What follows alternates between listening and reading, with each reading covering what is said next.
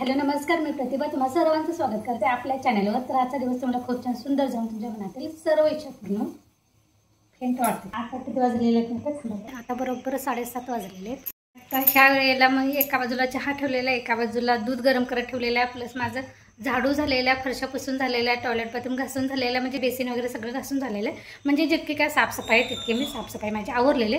आता मला जेवणाला घालायचं आहे, कारण आज आहे रक्षाबंधन। हा तुम्हाला सर्वांना रक्षाबंधनाच्या खूप खूप शुभेच्छा। जेवण काय काय करणार आहे सांगते।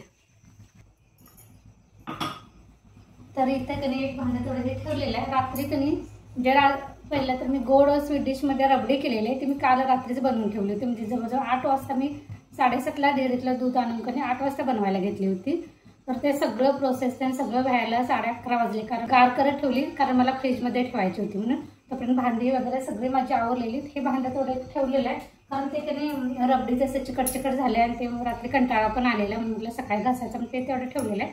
ते आता करून घेते। आणि आज काय करणार आहे तर आजच्या आपल्या रक्षाबंधनाचा मेनू काय काय तर गॅस बंद करते। जिरा राईस करणार आहे, त्यानंतर डाळ तडका, त्यानंतर व्हेज कुर्मा करणार आहे, पनीर वगैरे सगळ्या भाज्या घालून, त्यानंतर कोशिंबीर करणार आहे, त्यानंतर चपाती करणार आहे, रबडी काय आपण रात्रीच केलेली आहे, आणि मग भजी तळणार आहे, आणि पापड वगैरे जे काय आपलं असेल तळण्याचं ते। तर त्याला बघू, आता 7:30 वाजलेले, आता घालणार जेवणाला, बघू किती वाजता माझं आवडते। तर जितकं आवडतं तेवढं मी आवरून घेणार आहे। त्यानंतर समोरच्या काकी पण येणार आहेत मदत करायला, कारण 15-16 जणांचं करायचं आहे। 15-16 जणांचं म्हणजे माझे भाऊ 4 आहेत, त्यानंतर ननंद भाऊजी वगैरे आणि आमच्या घरातली वगैरे सगळी पोरं वगैरे सगळी म्हटले ना 15-16 तर होतीलच।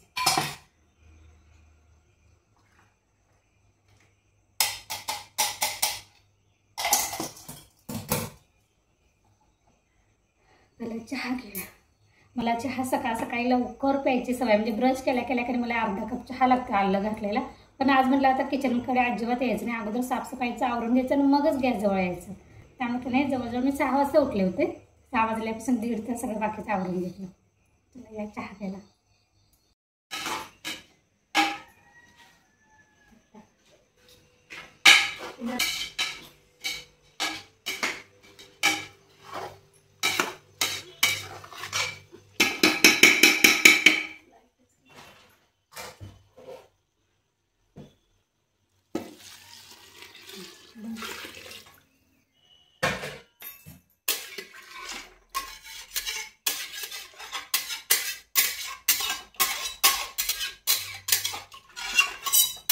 खाली जिरा राईसचा कुकर लावलेला आहे, वर डाळीचा कुकर लावलेला आहे। तुर डाळ मुगाची डाळ धुवून घेतली, त्यात कांदा टोमॅटो हळद मीठ तेल असं घालून कणी शिट्टी देणार आहे 2-3, आणि जिरा राईसला फक्त एकच शिट्टी देऊन गॅस बंद करणार आहे। तर कणी कुरम्यासाठी काय काय काढलेलं आहे, थोडंसं काढायला लागले कुरम्यासाठी साहित्य, तर आता ते आवरून घेते।